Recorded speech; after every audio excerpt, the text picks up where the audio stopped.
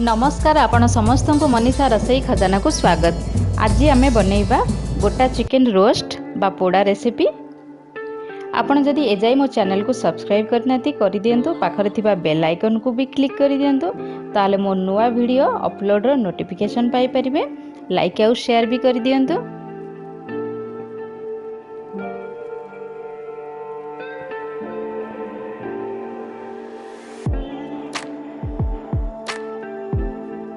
आमे एठी whole chicken को मैरिनेशन करिबा। मु एठी 200 ग्राम दही नेइची, स्वाद अनुसार लूण नेइची, आ हळदी देइची, लंका गुंड देइची, अदा पाउडर देइची, रसुण पाउडर देइची, चिली फ्लेक्स भी देइची, आ मिक्स्ड हर्ब्स भी देइची, ऑरेगानो भी देइची। मु एठी सब जा सब सामग्री नेइची डिस्क्रिप्शन बॉक्स रे दे देबी, आपण चेक करि नेबे। तापर एठी आमे गोटे ताको गोळेई देबा, भल भाबरे गोटे पेस्ट बनै देबा।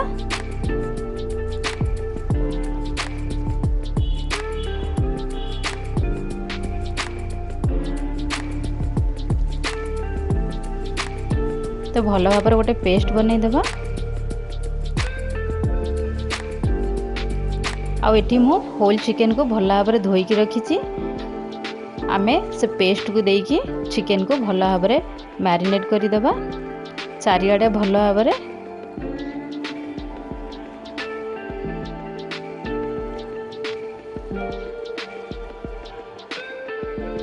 तो सबुआडे आमे भल भाबरे चिकेन को तो पेस्ट देकी आमे करबा, जोठी कटा लगा हेछि भी दबा।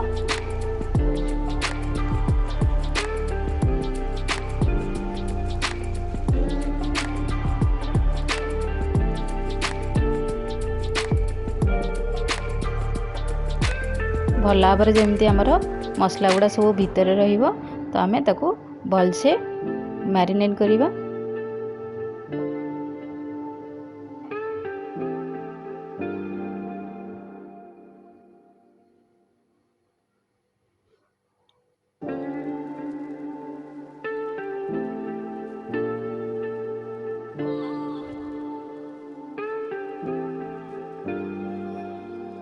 मैरिनेशन करके आमे मिनिमम आको 3 घंटा रखीदेबा फ्रिज रे, तो हमर बहुत जुसी और सॉफ्ट हुए।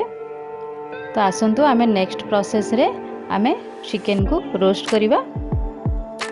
एठी सब देखंतु कोन सब सामग्री नेछि चिकेन रोस्ट करियाको। एठी मो गोटे छोटे छोटे टमाटो नेछि, पियाज को काटी की नेछि, अदा नेछि काटी की, आ किछि रसुण पाकुड़ा नेछि, कंचा लंका नेछि, गोलमरीच गुंड नेछि, आ तेल नेछि ताको रोस्ट करिवा को, आ लूण नेछि। गोटे कड़ाई बसे गरम कर देबा, आ तेल आमे 2 स्पून पूरा दबा।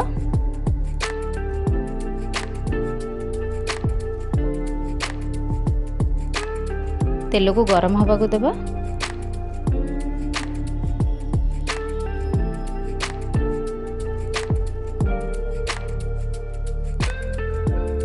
तेल गरम हेले आमे ए होल चिकेन को आमे दे देबा पैन रे। तो रखिथिबा आमे गोटा टमाटो दे देबा। तो टमाटो आ आमे पियाज को भी दे देबा, ए सब भलो फ्लेवर आसे तो होल चिकेन रे। आ आमे अदा को जो काटी की रखिथिले ताको भी दे देबा।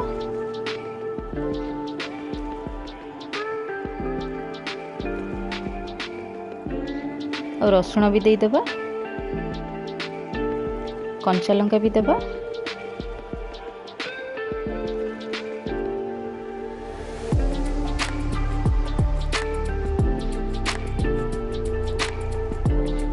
आमे टिके आपको साइड कर देबा, जेहेतु आमे आपको कवर करी सिजेबा, तो आमे आपको टिके साइड कर देबा।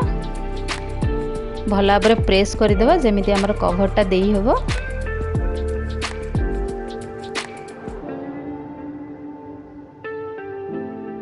तो एठी आमे कवर करके गोटे साइड मिनिमम 20 मिनिट आगु आमे सिझेबा।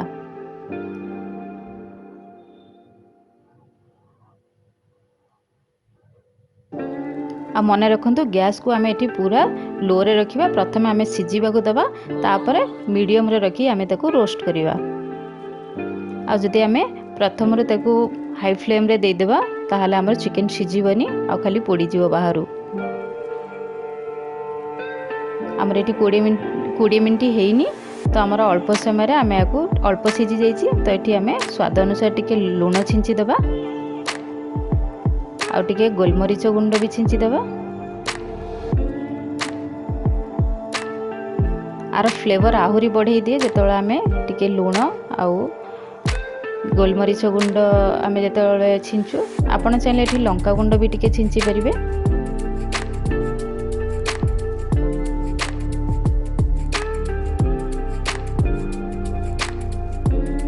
आर स्वाद बहुत आसे जो आम गोलमरीच गुंड आउ लंका गुंड दियो।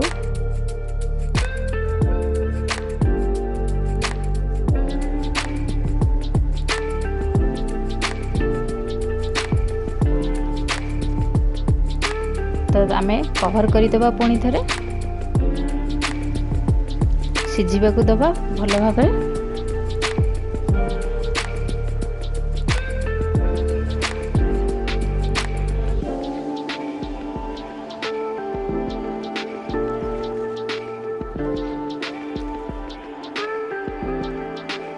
तो ये आम कवर कली चेक करवा। तो आमर लगुच भल भाव सिझी जाइए चिकेन आउ टिके पोड़ी भी आसिलानी।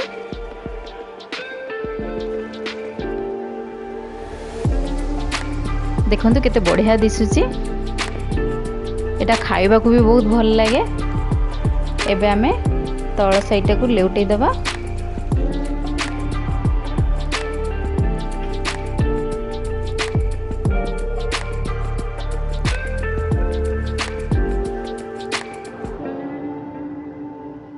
देखंतु केते सुंदर दिसुची।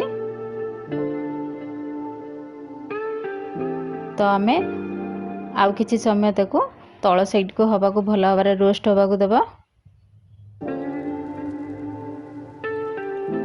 आमर चिकेन प्राय सिझी जाइए पूरा पूरी।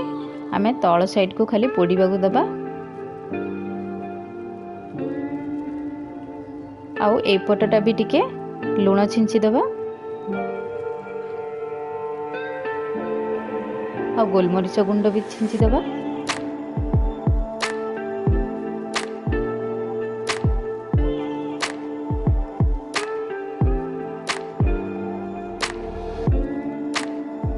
आ ताको आमे एमिति साइड करी करी ताको भल भाव रोस्ट करवा लेउटे देबा। देखंतु आमर आर पट साइडटा भी भल भाव हो जाइए। तो आउ किछि समय ताको आमे रोस्ट करवा। तळपटे भी आहुरी टिके भल से हो जिवो।